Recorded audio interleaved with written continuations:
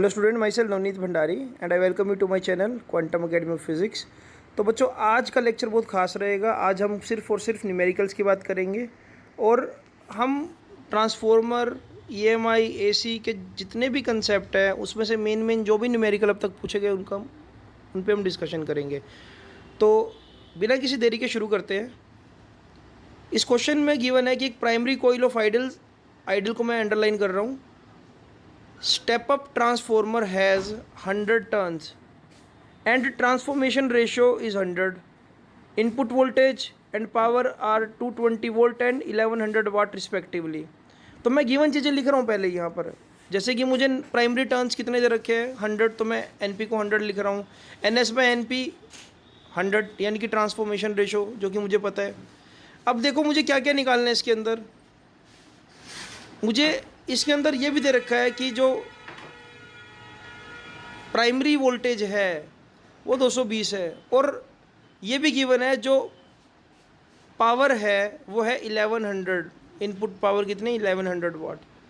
मुझे यहाँ पर इस गिवन इंफॉर्मेशन के बाद ये पूछा गया है कि number of turns in secondary coil, वो मैं निकाल सकता हूँ। देखो बिल्कुल ईजी है। N S by N P is equal to 100। ये तो यहीं से हो जाएगा। देखो N S is equal to N P और 100 से मल्टीप्लाई कर दो। एन पी आपको गिवन है 100। तो यानी कि सेकेंडरी कोयल में जो नंबर ऑफ टर्न्स होंगे बच्चों वो कितने आ जाएंगे, 10,000 टर्न्स आ जाएंगे। तो पहला देखो, पहला पार्ट तो बहुत इजीली सोल्व हो गया। अब मुझसे पूछा है प्राइमरी करंट निकालो। तो प्राइमरी करंट के लिए क्या कर सकते हैं हम, सी मुझे यहाँ पर गिवन इन्फॉर्मेशन का यूज़ करना है। मुझे यहाँ पर दे रखा है इनपुट पावर, राइट। और यहाँ पर अगर मैं चाहूँ तो ये भी यूज़ कर सकता हूँ, I1 by I2 is equal to N2 by N1। पर इससे कोई बात बनेगी, will it make some sense, देखते हैं। मुझे यहाँ पर N2 बाई N1 तो पता है, लेकिन I1 बाई I2 ये दोनों चीज़ें ही मिसिंग है। इसलिए मैं कंसेप्ट यूज़ करूँगा पावर का। इनपुट पावर क्या होगी, input voltage multiply input current.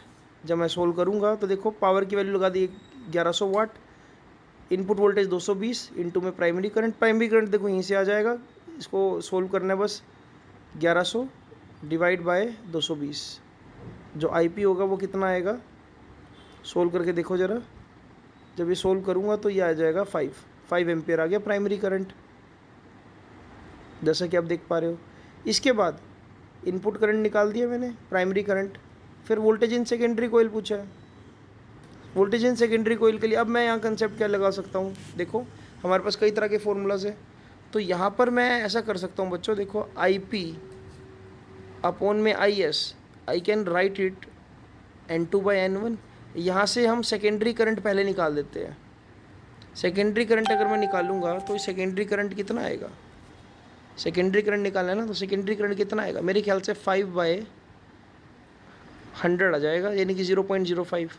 तो ऐसे ही तो आ रहा है, देखो it will be what, 0.05 ampere. तो फॉर्मूला को घुमा फिरा कर हम इस तरह से वैल्यूज़ निकाल सकते हैं। आईपी को आई एस से डिवाइड करा और कंपेयर हमेशा N2 बाई N1 से करेंगे। अगर I1 बाई I2 है या IP बाई IS है, it should be compared with N2 by N1, right. चलो आगे चलते हैं इससे। अब इसको जल्दी से नोट डाउन करो बच्चों। अब जैसा कि देख पा रहे हो, मैंने यहाँ पर NS निकाल दिया, IP निकाल दिया, IS निकाल दिया। अब हम बात करेंगे VS की। VS भी निकालना कोई बहुत मुश्किल काम नहीं है। देखो मेरे को पता है कि VP by VS equals to, या V1 by V2 equals to N1 by N2 होता है। और मुझे EP की वैल्यू या VP की वैल्यू पता है कितनी है, 220। तो मैं लिख दूंगा यहाँ पर 220। और या आप चाहो तो ऐसा कर दो सीधा सीधा, don't make it confuse. EP by ES is equal to NS by NP, sorry NP by NS। और ये NP बाई NS किसके इक्वल हो गया, 1/100 के इक्वल। तो अगर मैं यहाँ पर देखूँ तो प्राइमरी कोयल का जो वोल्टेज है वो 220 है, इंटू में 100 इक्वल्स टू ES आ जाएगा। तो इस तरह से मुझे पता लगा कि ये स्टेप अप ट्रांसफॉर्मर ही था और 22,000 वोल्ट मुझे मिल जाएगा, राइट। तो इस तरह से मुझे पावर निकालनी है। अब क्योंकि यहाँ पर जो मैंने वर्ड हाईलाइट कर रखा है आइडियल, आइडियल का मतलब क्या हुआ, input power is equal to output power. तो इसका मतलब ये हुआ कि जो आउटपुट पावर है सेकेंडरी कोयल में जो पावर जनरेट होगी वो होगी 1100 वाट। तो इस तरह से इन क्वेश्चंस को करना था बच्चों। ट्रांसफार्मर के क्वेश्चन काफ़ी इजी होते हैं और आपको बस फॉर्मूलोज का पता होना चाहिए। 3 ही फॉर्मूले हैं इस पर जो आपने ध्यान रखने हैं। I1 by I2 equals to E2 by E1 equals to N2 by N1। इन्हीं फॉर्मूलाज पे हम खेलेंगे और ये N2 by N1 को मैं के इक्वल रख सकता हूँ। इसको जल्दी से अब आप नोट डाउन कर लो और ये फॉर्मूलाज को मत भूलना। और एक चीज़ और यूज़ करेंगे हम, input power is equal to output power, अगर हमको आइडियल ट्रांसफार्मर गिवन होगा। इनपुट पावर को मैं क्या लिख सकता हूँ, देखो मैं क्या लिख सकता हूँ यहाँ पर, E1 EP IP equals to ES IS, या फिर E2 I2 equals to I1 E1। Input power is equal to output power, right. जल्दी से इसको नोट डाउन करो, फिर अगले क्वेश्चन की तरफ चलते हैं। तो आप एक क्वेश्चन और देख पा रहे हो बच्चों, a power transmission line feeds power at 220 volt with current 5 ampere to a step down transformer with primary windings having 100 turns. Calculate number of turns and current in secondary coil in order to get output power 220 volt. अब इसको देखो, keep it simple, समझते हैं इसको बिल्कुल आसानी से। मुझे जो जो गिवन है मैं वो हाईलाइट कर लेता हूँ। यार मुझे ये पता है कि इनपुट पावर 220 वोल्ट पर है, तो यानी कि 220 वोल्ट यहाँ पर क्या हुआ, 220 वोल्ट यहाँ पर इनपुट पावर हुई, इनपुट वोल्टेज हुई। तो input voltage is equal to what, 220। Input current कितना हुआ, 5 एम्पियर। और स्टेप डाउन ट्रांसफार्मर है और नंबर ऑफ टर्न्स जो मुझे प्राइमरी वाइंडिंग में दे रखी है, यानी कि N1 वो क्या दे रखी है, 1000 टर्न्स। हमसे पूछा है कि नंबर ऑफ टर्न्स बताओ, ये तो सेकेंडरी कोयल में, और करंट बताओ सेकेंडरी कोयल में, और आपको आउटपुट वोल्टेज भी कितनी दे रखी है, 220 वोल्ट। तो यहाँ पर ना नंबर ऑफ टर्न्स यानी कि मुझे N2 निकालना है और I2 निकालना है, और आउटपुट वोल्टेज जो है 220 वोल्ट, उसको लिखा जा सकता है। देखो कैसे लिखूंगा मैं इसको। यहाँ पर एक चीज़ समझने वाली है बच्चों कि जो पावर ट्रांसमिशन हो रहा है उसमें कंफ्यूज करने के लिए आपको ऐसा बोल दिया पावर है 220 वोल्ट। ध्यान रखना कि आपको जो पावर दे रखी है वो एक्चुअल में वोल्टेज पर दे रखी है, और पावर का कोई रोल नहीं होगा इसके अंदर। अभी देखना जब मैं करूँगा इसको। तो अब इसको करने के लिए हम क्या करेंगे, देखो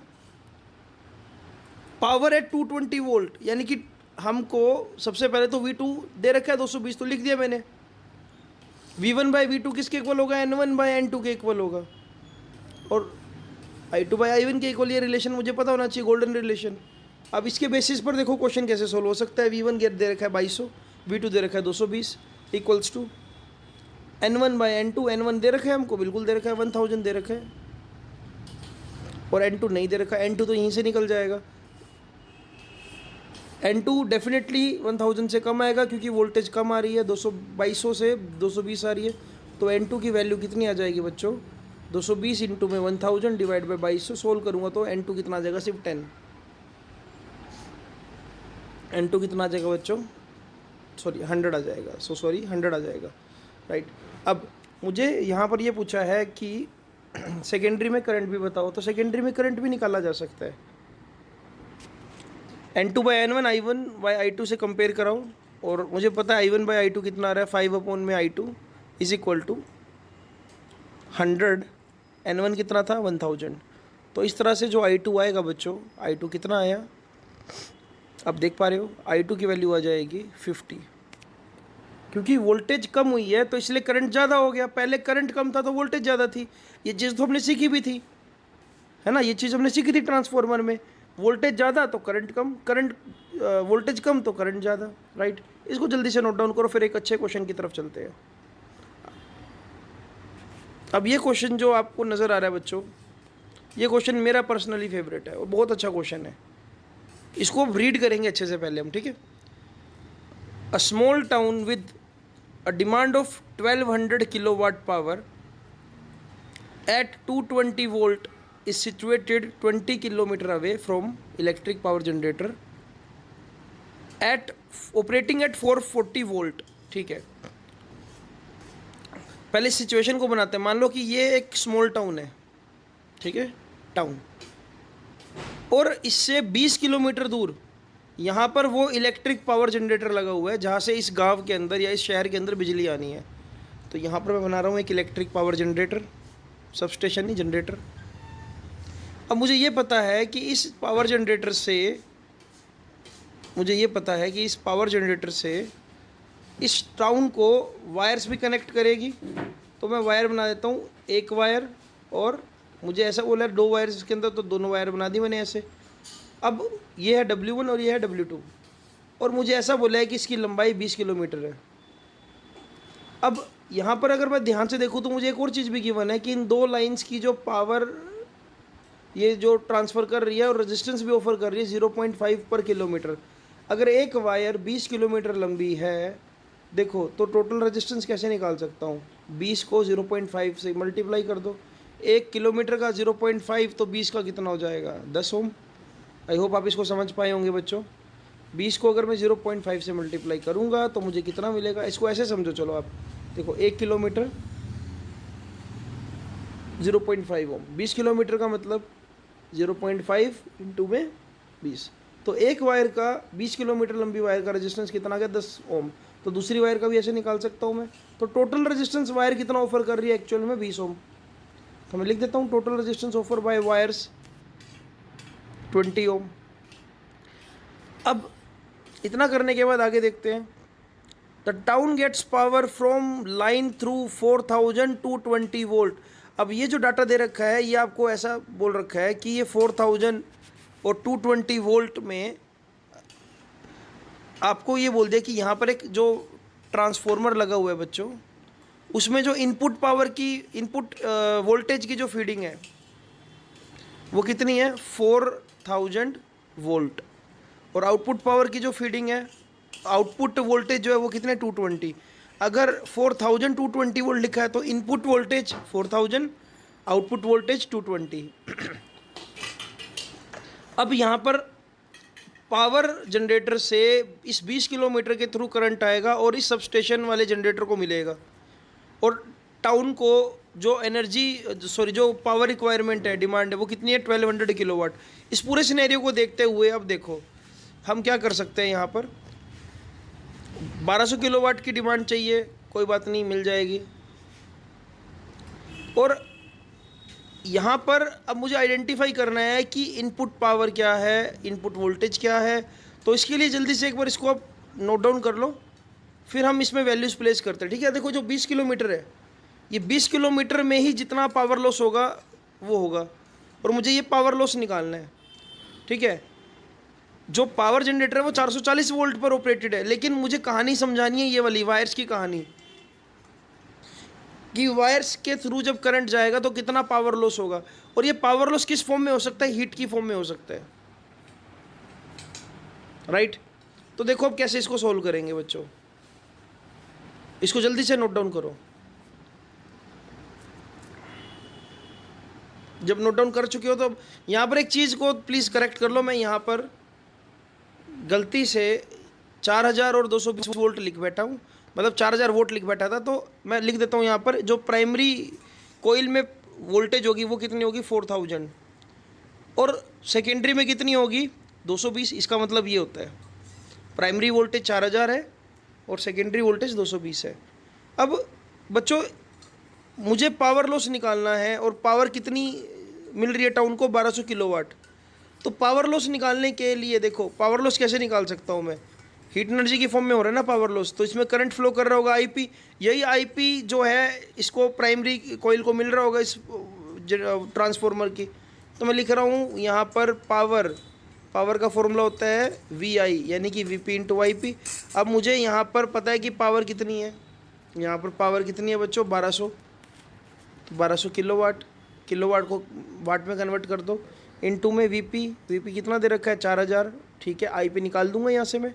IP की वैल्यू क्या आएगी? देखो जब मैं मल्टीप्लाई करूँगा तो IP की वैल्यू को मैं सोल्व कर सकता हूँ। अब मैं यहाँ IP को देखो क्या IP को ही क्यों यूज़ कर रहा हूँ? क्योंकि इनपुट करंट आ रहा है वायर्स के थ्रू, ये IP ही वायर्स के थ्रू ट्रैवल कर रहा है, और यही क्या हीट लॉस में कंट्रीब्यूशन देगा, राइट। IP आने वाला करंट है ना, तो IP को अगर मैं निकालता हूँ यहाँ से तो वैल्यू कितनी आएगी, 1200 गुना 1000 डिवाइड बाय 4000। ऐसा करने से जो मुझे मिलेगा करंट वो मिलेगा 300 एम्पियर। ये हमने सोल्व कर दिया यहाँ पर 300 एम्पियर। इसके बाद जब आपको पता लग चुका है कि प्राइमरी करंट कितना आ रहा है वायर्स के थ्रू, तो उसके बाद मेरे पास क्या है, सिर्फ और सिर्फ मुझे हीट लॉस का फॉर्मूला लगाना है। अब मुझे पता है हीट लॉस का फॉर्मूला क्या हो सकता है। देखो power can be written as what, I²R, ये हमने पहले भी पढ़ा हुआ है बहुत बार। तो I कौन सा है यहाँ पर बच्चों, I ये प्राइमरी वाला है, राइट, I²। और रेजिस्टेंस कौन सा, जो वायर ऑफर कर रही है, ठीक है। अब यहाँ पर एक चीज़ जो समझने वाली है बच्चों कि पावर लॉस जो हीट एनर्जी की फॉर्म में हुआ, उसको अगर मैं कैलकुलेट करता हूँ तो वो आता है, देखो करंट का स्क्वायर यानी कि 300 का स्क्वायर इनटू में रेजिस्टेंस कितना है 20। तो सोल्व करके बच्चों ये वैल्यू क्या बन जाएगी, 900, या ऐसे लिख दो आप इसको। मैं थोड़ा और सिंप्लीफाई करता हूँ, 3 2 6, नहीं इसको हम स्क्वायर करके लिख देते हैं, है ना, 300 इंटू 300 इंटू 20। और जब मैं सोल्व करूँगा 3 3 9 2 18, 18 इंटू 10⁵ वाट। अब आप ये देखो बच्चों कि ये मेरे पास आ गई वो पावर लॉस जो वायर्स के थ्रू हुआ, राइट। इसको अब आप ऐसे समझो ज़रा, देखो कि जो टोटल पावर लॉस है वो है 18 इंटू 10⁵ वोल्ट। यानी कि इस पावर स्टेशन में टोटल कितनी पावर जनरेट हुई थी, टोटल पावर जनरेट हुई थी, एक तो वो जो टाउन को मिल रही है यानी कि 1200 किलोवाट, और एक वो पावर जो पावर लॉस हो गई यानी कि 18 इंटू 10⁵ वाट। तो अगर मुझसे पूछा जाता कि टोटल कितनी पावर जनरेट हुई इस पावर जनरेटर में, तो वो कितनी होती, एक वो पावर जो लॉस हो गई और एक वो पावर जो टाउन को मिली, उन दोनों का सम। तो यहाँ से मुझे पता लगा कि पावर जो है मेजर अमाउंट में वेस्ट हो गई है और टाउन को तो बहुत कम पावर मिली है इन एक्चुअल। तो जब यहाँ पर 20 किलोमीटर दूर एक ही ट्रांसफॉर्मर के थ्रू आपने बिजली को भेजा, तो टाउन को तो मिली 1200 किलोवाट पावर, और इन केबल वायर के थ्रू जाते जाते जो हीट एनर्जी की फॉर्म में पावर लॉस हुई वो कितनी हुई, 18 इंटू 10⁵ वोट। आई होप आपको ये क्वेश्चन समझ आ गया होगा बच्चों। इसको जल्दी से नोट डाउन कर लो, ये बहुत इंपॉर्टेंट क्वेश्चन है। तो अगला क्वेश्चन आपको बच्चों नज़र आ रहा होगा, ये क्वेश्चन भी अच्छा क्वेश्चन है। अब EMI के क्वेश्चन की तरफ चलते हैं। इस क्वेश्चन में क्या लिखा हुआ है देखिए, when a current changes from +2 ampere to -2 ampere in 0.05 second. तो मैं लिख देता हूँ यहाँ पर कि इनिशियल करंट कितना है बच्चों, +2 एम्पियर, और फाइनल करंट कितना है, -2 एम्पियर। कितना टाइम में चेंज हो रहा है, 0.05 सेकेंड में चेंज हो रहा है, राइट। और EMF कितनी इंड्यूस हुई, 8 वोल्ट। अब मैं इसको देखो कैसे सम अप कर सकता हूँ। मुझे पूछा क्या है कि ये बताओ सेल्फ इंडक्शन का कोफिशिएंट क्या होगा।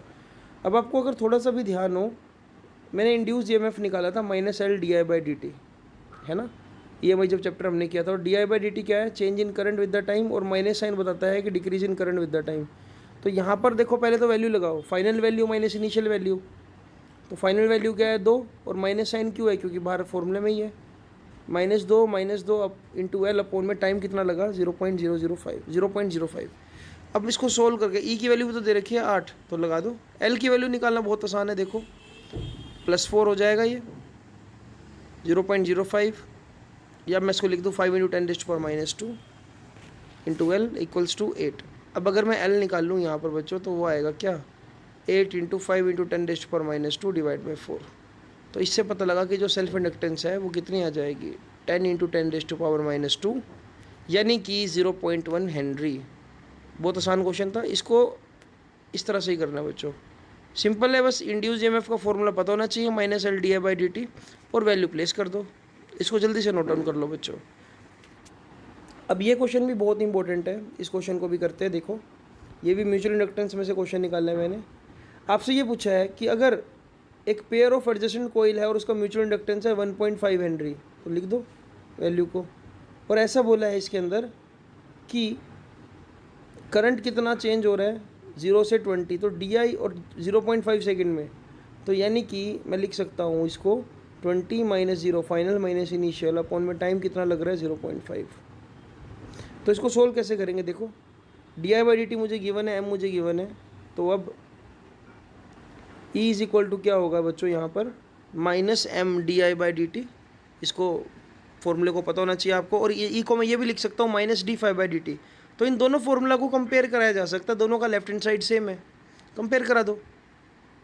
तो आपको पता होना चाहिए कि मैं दो फॉर्मूले कैसे यूज़ कर रहा हूँ। एक तो basic formula change in flux will leads to Faraday's law वाला, और एक है इसका जो हमने ड्राइव किया था। अब मैं अगर फॉर्मूला लगाता हूँ -m/di/dt, it should be equal to -d∅/dt। dt से dt उड़ा दो, -m/di इक्वल्स टू -d∅। अब माइनस से माइनस उड़ा दो, d∅ तो निकालना है मुझे, m गिवन है, m कितना है 1.5 लगा दो, और साथ में मल्टीप्लाई क्या कर दो 20। तो d∅ चेंज इन फ्लक्स कितना है बच्चों, मेरे हिसाब से 30 आ जाएगा। तो देखते हैं, अब वैल्यू प्लेस करूँगा जब मैं यहाँ पर, अगर आप चाहो तो ऐसा लिख सकते हो, current in primary, change in current in primary due to flux in secondary, मतलब सेकेंडरी में फ्लक्स चेंज होगा प्राइमरी करंट में चेंज होने की वजह से। तो ये आ जाएगा बच्चों कितना 30 वेबर, 1.5 है ना, 15/10, ये आ जाएगा 30 वेबर। अब यहाँ वेबर जब लगा दोगे तो बस इतना छोड़ दो, आप चाहो तो WB भी लिख सकते थे इसको। तो ये आ जाएगा आपके पास चेंज इन फ्लक्स। इसको जल्दी से नोट डाउन कर लो बच्चों। अब अगले क्वेश्चन की तरफ चलते हैं।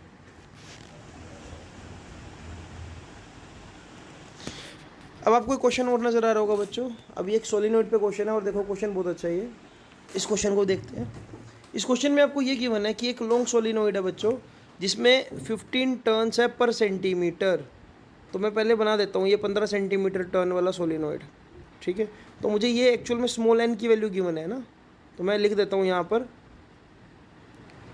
पर देखो ना 15 टर्न्स पर सेंटीमीटर है, और ऐसा बोला है कि इसका लूप का जो एरिया है वो है 2 सेंटीमीटर स्क्वायर, और इसके अंदर हमने एक और कोयल रखी है जो एक्सिस के नॉर्मल है। अगर करंट जो है वो चेंज हो रहा है 2 एम्पियर से 4 एम्पियर 0.1 सेकंड में, तो सबसे पहले तो मैं लूप बना देता हूँ सोलिनॉइड के अंदर। और N1 का मतलब क्या होगा, number of turns in solenoid, और N2 का मतलब होगा number of turns of that particular loop. अब एक लूप के तो टर्न्स एक ही होंगे, राइट। तो इसका मतलब अगर मैं वैल्यूज़ को लिखना स्टार्ट करूँ तो N1 कितना आ जाएगा, मतलब जो M है, M किसके इक्वल होगा, अगर म्यूचुअल इंडक्टेंस का आपने फॉर्मूला कभी देखा हो, सुना हो, μ0 N1 N2 A/L। अब यहाँ पर इन सब टर्म्स को आइडेंटिफाई करना है। अब मुझे पता है कि N1 15 ही है, यहाँ पर 15 टर्न्स मुझे गिवन है, क्योंकि स्मॉल n का मतलब क्या होता है, नंबर ऑफ टर्न्स पर यूनिट लेंथ। 15 टर्न्स दे रखे हैं 1 सेंटीमीटर में, तो यानी कि टोटल नंबर ऑफ टर्न्स कितने लूँगा प्राइमरी कोयल के मैं 15, राइट। तो इस तरह से मैं बोल सकता हूँ कि ये मेरे को n की वैल्यू ही गिवन है यहाँ पर, टोटल n की वैल्यू 15। अब यहाँ पर मुझे N1 तो पता लग गया, ठीक है। अब आगे देखते हैं आगे और क्या क्या गिवन है। इसके अंदर मुझे ये भी पता है कि जो N2 है वो 1 लेना है मुझे। क्यों 1 लेना है, क्योंकि सोलिनॉइड के अंदर एक कोयल पड़ी है, कोयल के नंबर ऑफ टर्न्स कितने हैं 1। अब यहाँ पर देखो इस क्वेश्चन को दो तरह से सोल्व करेंगे हम। पहले तो मैं m फाइंड आउट करूँगा।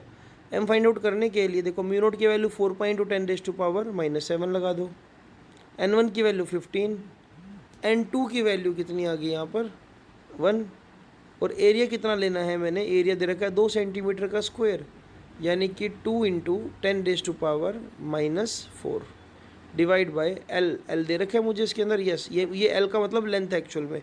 अब ना यहाँ पर एक चीज़ मैं आपको बता देता हूँ बच्चों, कि जो L है यहाँ पर मुझे सिर्फ ये बोला है कि पर सेंटीमीटर, और कुछ लेंथ नहीं दे रखी इसके अलावा। यानी कि एक सोलिनॉइड को मुझे ये समझना है 15 टर्न्स पर सेंटीमीटर, यानी कि इसकी लेंथ मुझे 1 सेंटीमीटर दे रखी है। तो इसलिए मेरे पास कोई और ऑप्शन नहीं बचता, क्योंकि लेंथ तो कोई दे नहीं रखी है। अब लेंथ को मैं क्या पुट कर दूंगा 1, और सेंटीमीटर में तो इसलिए 10⁻⁻2 लगा दूंगा। अब n की वैल्यू तो पता थी 15 टर्न्स, और लेंथ की वैल्यू कितनी आ गई 1 सेंटीमीटर, ठीक है। इस तरह से मैं मेंशन कर देता हूँ यहाँ पर। अब देखो जब मैं इसको सोल्व करूँगा, तो सोल्व करते हैं इसको, है ना, ये टर्म्स मेरे पास आ चुकी है सभी। तो सोल्व करने पर देखो m कितना आएगा, 2 को अगर मैं 4 से मल्टीप्लाई करूँ 8 और 15, ये कुछ ऐसा बन जाएगा बच्चों। अगर मैं ऊपर सोल्व करूँगा तो मुझे मिलेगा, मैं सारी वैल्यू सोल्व करके लिख देता हूँ, 120 pi into 10⁻⁻7 multiply by -4 divide by -2, यानी कि +2। तो इसको सोल्व करके कितना बन रहा है, इसको मैं एक बार रब करके दोबारा लिख देता हूँ। इसको सोल्व करके मैं सीधा सीधा -9 लगा रहा हूँ, राइट, और यूनिट क्या लगा दूंगा, हेनरी। अब मुझे ये भी पता है बच्चों कि जो इंड्यूस ईएमएफ है वो क्या होती है, M D I by D T, minus M D I by D T. अब यहाँ पर अगर मैं D I by D T को देखूँ तो कितना आ रहा है, 4 - 2 डिवाइड बाई 0.1, मल्टीप्लाई किससे कर दूंगा, 120 इंटू 10⁻⁻9, जो कि मैंने अभी निकाला है एम की वैल्यू, है ना। इसको सोल्व करने पर देखो क्या मिल रहा है, इसको सोल्व करने पर मिल रहा है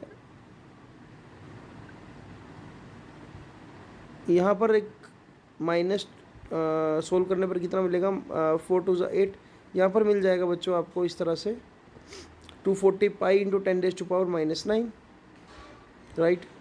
तो यहाँ पर जो मेरा आंसर होगा, मैं डायरेक्ट वैल्यू लिख देता हूँ, इसको सोल्व करके वैल्यू क्या आएगी, इसको सोल्व करके आप चाहो तो ये लिख सकते हो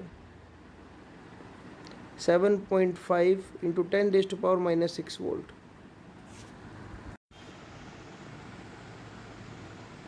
5 माइक्रो वोल्ट भी इसको लिखा जा सकता है बच्चों, राइट। तो ये था इस क्वेश्चन में। आई होप आपको ये क्वेश्चन समझ आया होगा। सारा खेल बस ये है कि पहले एक बार आप एम निकाल लो और फिर आपको ई निकालना है -m di/dt की फॉर्मूले से। ईएमएफ का फॉर्मूला आपको पता होना चाहिए, राइट। इसको जल्दी से आप नोट डाउन कर लो। बस लूप होल यही था इसके अंदर कि आपको नंबर ऑफ टर्न्स को आइडेंटिफाई करना था और लेंथ को पता करना था कि लेंथ 1 सेंटीमीटर ही है, क्योंकि और कोई लेंथ आपको दे नहीं रखी इसके अंदर, ठीक है। तो इसलिए मैंने N2 को 1 लिया यहाँ पर, और 1 इसलिए लिया क्योंकि एक लूप का जो नंबर ऑफ टर्न्स होगा वो 1 ही हो सकता है ना, कोई और टर्न्स तो है नहीं। इसको जल्दी से नोट डाउन कर लो बच्चों, फिर अगले क्वेश्चन की तरफ चलते हैं। अब ये वो क्वेश्चन है बच्चों जो आपको नज़र आ रहा है, जो बहुत ज़्यादा कन्फ्यूजिंग रहता है बच्चों के लिए, क्योंकि देखो इसके अंदर क्या बना रखा है, मैंने एक लूप जिसके एंड्स पर मैंने क्या कैपेसिटर की प्लेट्स लगा दी, है ना। लूप के एंड्स पर देख पा रहे हो आप, कैपेसिटर की प्लेट एक ए है और एक है प्लेट बी, ठीक। और इसके एक्सिस की तरफ 2 मैग्नेट्स, एक्सिस पर 2 मैग्नेट है। मैं इसको दोबारा से देखो बनाकर दिखा रहा हूँ। ये आपके पास है एक कैपेसिटर ए और एक है बी। अब यहाँ से जो नॉर्थ पोल है, अब यहाँ पर एक ऑब्जर्वर को मैं खड़ा कर रहा हूँ लेफ्ट साइड पर, अभी ऑब्जर्वर बनाऊंगा मैं। जो नॉर्थ पोल है वो इसकी तरफ जा रहा है और साउथ पोल भी इसकी तरफ आ रहा है। अब इस क्वेश्चन में आपको बताना है कि पोलैरिटी क्या होगी, ए पर क्या पोलैरिटी होगी और बी पर। इसको करने का एक तरीका है, देखो अब मैं एक ऑब्जर्वर को दिखा रहा हूँ यहाँ से लेफ्ट साइड से। अब जो लेफ्ट साइड पे ऑब्जर्वर होगा, जस्ट इमेजिन कि अगर सामने ये एक कोइल है और सामने की तरफ मैं नॉर्थ पोल को लेकर जाऊँ, तो नॉर्थ पोल जब सामने की तरफ जाएगा तो मिलो ना तुम तो हम घबराए, मिलो तो आँख चुराए हमें क्या हो गया है। तो बस यही कंसेप्ट यूज़ करना, जब नॉर्थ पोल जाएगा तो इंक्रीजिंग मैग्नेटिक फील्ड, तो सामने क्या बन जाएगा, नॉर्थ पोल कोइल में। तो लेफ्ट साइड से देखने पर इसके इंक्रीजिंग फ्लक्स को काउंटर बैलेंस करने के लिए मुझे ये नज़र आएगा कि जो कोइल में एंटी क्लॉकवाइज करंट आ चुका है। लेफ्ट साइड से देखने पर एंटी क्लॉकवाइज करंट मुझे नज़र आएगा कि एंटी क्लॉकवाइज करंट फ्लो कर रहा है। बट इस कहानी का दूसरा पहलू भी है एक, मुझे यहाँ से तो नज़र आ गया एंटी क्लॉकवाइज।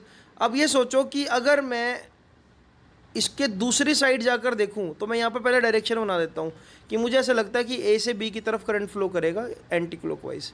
अब मैं इस कहानी का दूसरा पहलू देखूँ। अब मैं यहाँ से देख रहा हूँ तो एंटी क्लॉकवाइज है, लेकिन इस कोइल के दूसरी तरफ जाकर देखो, दूसरी तरफ जाऊँगा, यानी कि यहाँ पर, यहाँ से मुझे ये नज़र आएगा कि करंट जो है एक्चुअल में क्लॉकवाइज है। तो लेफ्ट साइड से देखने पर एंटी क्लॉकवाइज, यहाँ से मुझे नज़र आएगा कि वही करंट क्या है बच्चों, क्लॉकवाइज है। आप चाहो तो इसको खुद से भी एक्सपीरियंस कर सकते हो आप, एक कड़े के सहायता से या कोई भी एक टर्न सर्कुलर कोई चीज़ लो, उसे आप देख पाओगे। तो यहाँ से इस पर्सन को नज़र आया क्लॉकवाइज। अब सही कौन और गलत कौन, तो इसको भी हम देख सकते हैं। देखो जस्ट सी द थिंग्स, यहाँ से लेफ्ट साइड से तो एंटी क्लॉकवाइज है, वहाँ से क्लॉकवाइज है। अब दोनों में से दोनों ही सही बोल रहे, दोनों गलत कोई भी नहीं है। इस कोइल को फ्लिप करके रखता हूँ मैं, मान लो इसको ऐसे फ्लिप कर रहा हूँ, तो फ्लिप करूँगा तो ये ए यहाँ पर आ गया और बी यहाँ पर आ गया। अब सी ऐसा नज़र आएगा आपको कि ए से बी की तरफ करंट जा रहा है ना, ए से बी की तरफ करंट जा रहा है ना, ए से बी की तरफ ऐसे। तो ए से बी की तरफ जाता हुआ करंट दिखा दो, एरो की मदद से मैं दिखा देता हूँ यहाँ पर। तो अब जो मुझे नज़र आ रहा है कि करंट तो यहाँ पर एक्चुअल में क्लॉकवाइज फ्लो कर रहा है, और ये क्लॉकवाइज किसको नज़र आ रहा है, ये आपको नज़र आ रहा है। और यही चीज़ किसको नज़र आ रही थी, यही नज़र आ रही थी किसको, जो पर्सन राइट साइड में है। अब पोलैरिटी कैसे होगी, देखो करंट ए से बी की तरफ फ्लो कर रहा, तो ए हाई पोटेंशियल पर और बी लो पोटेंशियल पर। जो पर्सन पीछे की तरफ होगा इस बोर्ड के, उसको ये नज़र आएगा कि करंट एक्चुअल में एंटी क्लॉकवाइज फ्लो कर रहा है। राइट। और मुझे यहाँ से क्या नज़र आ रहा है, करंट कैसा है, क्लॉकवाइज। तो बस खेल बिल्कुल सिंपल है, इसी तरह से इस क्वेश्चन को करना होता है। लेफ्ट साइड से देखोगे तो कुछ और नज़र आएगा, राइट साइड से कुछ और। मैं आपको एक एग्जांपल से समझाता हूँ। मान लो ये फ़ोन है मेरा, इसमें जो करंट है, तो बच्चों अब एक छोटा सा एक्सप्रेशन और करते हैं, मुझे ध्यान आ गया, एक छोटा सा एक्सप्रेशन और हमारे पास बचता है एसी में। उस एक्सप्रेशन का नाम है एनर्जी स्टोर्ड इन इंडक्टर। ठीक है, तो एक हेडिंग दो जरा, expression for energy stored in inductor. Important भी है और ये, इसको इंपॉर्टेंट मार्क कर लो आप। देखो, जब भी मैं किसी इंडक्टर को किसी एसी सोर्स के साथ जोड़ता हूं तो ऐसा देखने को मिलता है, क्योंकि करंट कॉन्टिन्यूसली चेंज होगा, तो ये जो इंडक्टर है एक बैक ईएमएफ प्रोड्यूस करने लग जाएगा, जो कि करंट को डिक्रीज करना चाह रहा है। ठीक है, अगर मैं लिखूं यहां पर बैक ईएमएफ प्रोड्यूस्ड, इसको ई लिखना चाहिए, by inductor when connected with an AC सोर्स। तो बैक ईएमएफ को अगर मैं मैग्नीट्यूड में ले लूँ तो वो क्या आएगा, L D I by D T, change in current with the time. डीके की बात नहीं करेंगे, हमने नेचर नहीं बताना, एक मैग्नीट्यूड ले लेता हूँ कि भाई मैग्नीट्यूड कितना है, L D I by D T. Nature देखोगे तो minus L D I by D T, जिसका मतलब क्या होगा, करंट इज डिक्रीजिंग, है ना। हम यहाँ पर सिर्फ मैग्नीट्यूड की बात करेंगे। तो यहाँ पर इस सोर्स को कुछ एडिशनल वर्क करना पड़ेगा चार्ज को पुश करने के लिए। मैं लिख देता हूँ यहाँ पर, source wants to raise current from 0 to I maximum. Source क्या चाहेगा कि करंट की वैल्यू सर्किट में 0 से मैक्सिमम हो जाए, जल्द से जल्द हो जाए। तो मैं ये बोल सकता हूँ कि सोर्स कुछ वर्क डन करेगा विद द टाइम। ये वर्क डन करेगा विद द टाइम, मतलब ये वर्क डन तो अपनी तरफ से कर रहा है, लेकिन कुछ टाइम लगेगा इस वोल्टेज को ओवरकम करने में। तो आप ऐसा बोल सकते हो कि D W by D T क्या होगा, बेसिकली वोल्टेज या इंड्यूस ईएमएफ इनटू में करंट। इसको ओवरकम करना है तो इसको अल्टीमेटली मैं क्या बोल सकता हूँ, पावर भी बोल सकता हूँ एक तरह से। रेट ऑफ डूइंग वर्क क्या होगा, ई इंटू आई। ये ई कौन सा ले सकता हूँ मैं यहाँ पर, ये L D I by D T. या तो आप इसको ऐसा समझ लो, या आप इसको ऐसा बोल दो कि इसको कम से कम इसके अपोजिट वर्क करना पड़ेगा। तो अगर ये minus L D I by D T है तो इसको कितना ई एम एफ प्रोड्यूस करना पड़ेगा, कम से कम plus L D I by D T. या तो मैं इसको ऐसे यूज़ करूँगा, अदरवाइज आपकी चॉइस, आप जैसे भी इसको कर सकते हो। तो मैं यहाँ लिख सकता हूँ कि कम से कम इसको इतना तो वोल्टेज सप्लाई करना ही पड़ेगा। तो मैं यहाँ पर क्या लिख रहा हूँ, ई की जगह plus L D I by D T, right, और साथ में क्या रहे, करंट आई। तो यहाँ से अगर मैं इस इक्वेशन को देखूँ तो डी टी से डी टी को उड़ाया जा सकता है। यहाँ पर क्या बचा, देखो इसको मैं अगर यहाँ पर ले जाऊँ, इसको ऊपर कर देता हूँ, यहाँ पर देखो जो D W small work done है वो कितना आया, एल आई डी आई के इक्वल आ गया। अब ये वर्क डन का मेन पर्पज़ क्या है, करंट को 0 से मैक्सिमम करना। तो मैं इंटीग्रेशन ले लूँगा, 0 से मैक्सिमम करना है जी, यहाँ पर इंटीग्रेशन ले लो, 0 से मैक्सिमम करना है जी, आई मैक्सिमम। आई नोट लिख देता हूँ इसको ना, इजी रहेगा हमारे लिए, आई नोट लिख दो इसको, 0 से आई नोट करना है। अगर मैं देखूँ तो current is changing with the time, current ही तो चेंज हो रहा है, तो एल को बाहर निकाल दो, इंटीग्रेशन किसका हो जाएगा, आई डी आई का। कहाँ से, 0 से आई नोट तक। जब मैं इसको सोल्व करूँगा तो सोल्व करके बेटा क्या आएगा, जो कंप्लीट वर्क डन होगा वो क्या होगा, L I note square divide by 2। ये मेरी वो एनर्जी है जो इंडक्टर में मैंने स्टोर कर दी वर्क डन करके। बैटरी ने वर्क डन किया और इतनी एनर्जी को स्टोर कर दिया है ना, क्योंकि जब भी आप एनर्जी स्टोर करोगे तो वर्क डन तो होगा ही होगा। यहाँ पर बैटरी ने वर्क डन किया, कम से कम इतनी वोल्टेज सप्लाई करी ताकि इस वोल्टेज को ओवरकम कर सके, इक्वल एंड अपोजिट, आप ऐसा बोल सकते हो। ठीक है, तो यहाँ पर क्या आ गया बेटा, ये एनर्जी स्टोर्ड इन इंडक्टर। ये कौन सी एनर्जी है ये भी बता देता हूँ, ये एक मैग्नेटिक एनर्जी होती है, अभी प्रूफ भी करके दिखाता हूँ इसको मैं। This is magnetic energy stored in inductor. हमारा ना ये टॉपिक था एलसी ऑसिलेशन, जो अभी सिलेबस का पार्ट नहीं रहा, बट अगर मेरे को लास्ट में थोड़ा मौका मिला तो मैं ज़रूर आपको करवाऊंगा एलसी ऑसिलेशन, ठीक है। जब हम कोर्स को एंड करेंगे तो मैं कुछ एक्स्ट्रा टॉपिक्स भी आपको करवाऊंगा। अब देखो ज़रा, इसको मैं बोल सकता हूँ एनर्जी स्टोर्ड इन इंडक्टर कितना, 1/2 Li0 का स्क्वायर। अगर मैं L को डिफाइन करूँ बच्चों, हमने L सेल्फ इंडक्टेंस निकाली थी, क्या निकाली थी वो, μ0 n² A/L निकाली थी। और सेम वे में एक सोलिनॉइड का जो मैग्नेटिक फील्ड भी निकाला था, वो क्या निकाला था, μ0 ni। अगर मैं यहाँ से मतलब अगर I0 करंट है तो I0 लिख सकता हूँ। अगर मैं यहाँ से I0 को डिफाइन करूँ तो I0 कितना आ रहा है, B/μ0 स्मॉल n, और यहाँ से L तो वैल्यू प्लेस कर ही रखी है आपने। अब L की वैल्यू और I0 की वैल्यू इस रिजल्ट में डाल दो एक बार। तो जब रिजल्ट में वैल्यू डालोगे आप तो देखो क्या बनेगा, एनर्जी का फॉर्मूला क्या बनेगा, इन U is equal to 1/2 L की जगह क्या आ जाएगा, μ0 n² A/L multiply by I0 का स्क्वायर यानी कि B का स्क्वायर अपॉन में μ0 का स्क्वायर और n का स्क्वायर। अब आपको शायद पता है कि मैं स्मॉल n को क्या लिख सकता हूँ, n into L, number of turns into में टोटल लेंथ लिख सकता हूँ। तो ये जो नीचे से देखो, अभी इसमें और क्या देखने को मिलेगा, 1/2 μ0 n² A।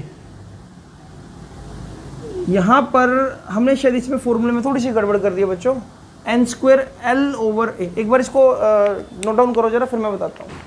हाँ, मैं यहाँ एक छोटी सी सिली मिस्टेक कर बैठा हूँ, यहाँ n को तो मैं ये लिख सकता हूँ ना n/L, ठीक है।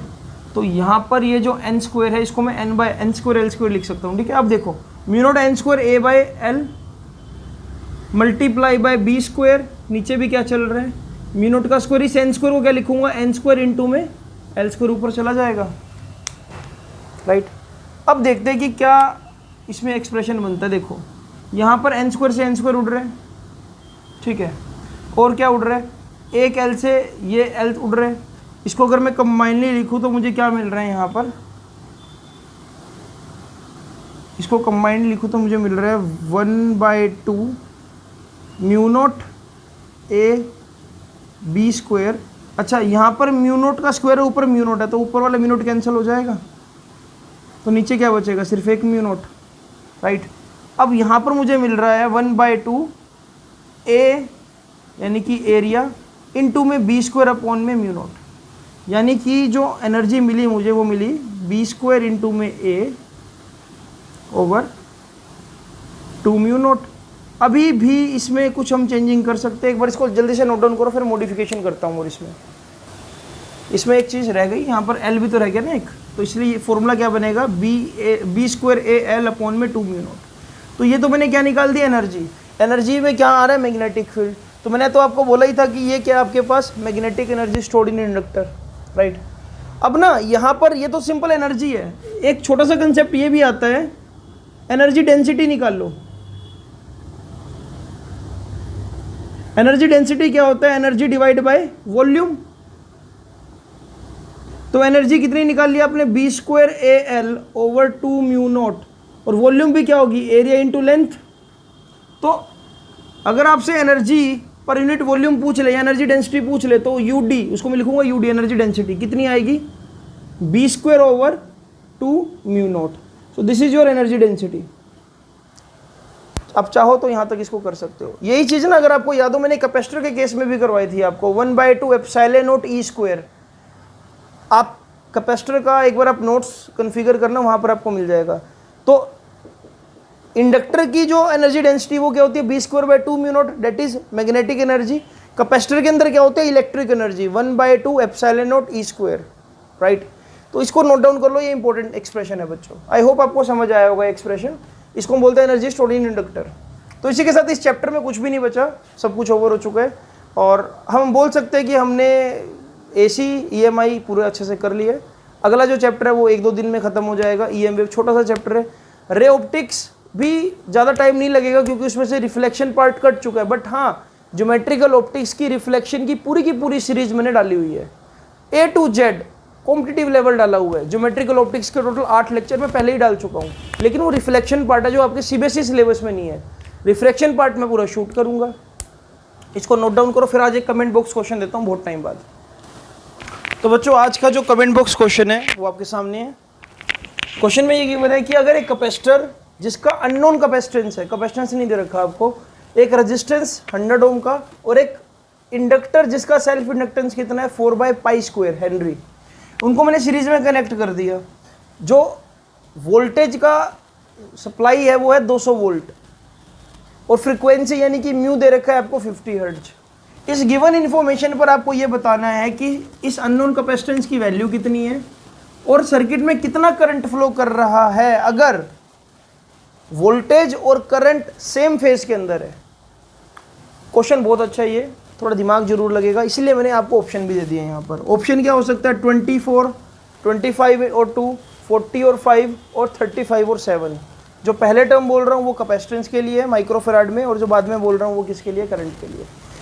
इस क्वेश्चन को नोट डाउन करो।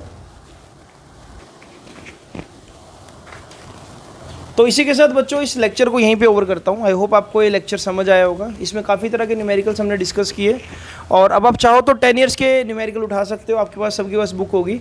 आप चाहो तो एनसीईआरटी ट्राई कर सकते हो। और मंडे को जो भी मेरी एकेडमी का पार्ट है बच्चा, उसका टेस्ट है EMI और AC, जिसमें ये लेक्चर का सबसे बड़ा कंट्रीब्यूशन होगा। ये लेक्चर में से डेफिनेटली मैं 2 न्यूमेरिकल्स जरूर दूंगा, 2 न्यूमेरिकल या कोई भी 2 कंसेप्ट, राइट। तो इसलिए अपने नोट्स को अच्छे से बनाओ। लेक्चर जिस दिन भी आपको मिले सेम डे पे 24 घंटे के अंदर अंदर उसको फिनिश करने की कोशिश करो। लाइव क्लास जो मेरी एकेडमी की ऐप पर चल रही है उसको कभी मिस ना करो, और वीडियो को लाइक करना मत भूलो। लाइक करते रहो, शेयर करते रहो चैनल को। जो भी दोस्त मिले, जितने भी घर में फ़ोन है, सभी से चैनल को सब्सक्राइब करो और चैनल को सपोर्ट करो। इस चैनल पर आपको बहुत जल्दी +2 के और भी बाकी लेक्चर्स मिल जाएंगे। सारा सिलेबस हम वाइंड अप कर देंगे मे भी 1 नवंबर से पहले और उसके बाद हम एक नई सीरीज स्टार्ट करेंगे। मतलब कई बार हमारे माइंड में क्वेश्चन आता है कि सिलेबस तो पूरा हो गया, उसके बाद क्या, क्या सर लेक्चर डालना छोड़ देंगे यूट्यूब पर, और कैसे आगे की कार्रवाई चलेगी। तो जब आपका सिलेबस ओवर हो जाएगा बच्चों 1 नवंबर के बाद, देन मैं एक स्पेशल सीरीज़ बनाऊंगा लेक्चर्स की। जैसे कि फर्स्ट यूनिट दोबारा से उठाएंगे, लेकिन इस पर डेरिवेशंस नहीं उठाएंगे, इस पर हम एक्स्ट्रा क्वेश्चंस उठाएंगे, लूप होल्स उठाएंगे कि किस तरह से क्या बन सकता है, राइट। ऐसे ही फिर मैं सेकंड यूनिट उठाऊंगा, थर्ड यूनिट, और फिर हम एक सीरीज़ भी आगे एक लॉन्च करेंगे जिसको मैं बोलता हूँ पर्सनली चाणक्य नीति। चाणक्य नीति क्या होती है? 15 से 20 दिन का एक स्पेशल कोर्स होता है जहाँ पर हम एनसीईआरटी एग्जाम्पलर को बिल्कुल अच्छे से सोल्व करते हैं। डेली बेसिस पर आपको कुछ क्वेश्चंस टारगेट करने होते हैं, और 15 से 20 दिन के इस कोर्स में बच्चा ये कहने लायक हो जाता है कि मुझे एनसीईआरटी टिप्स पर है, राइट। तो वो भी धीरे धीरे सब कुछ आपको सिलेबस में मिलता रहेगा, राइट।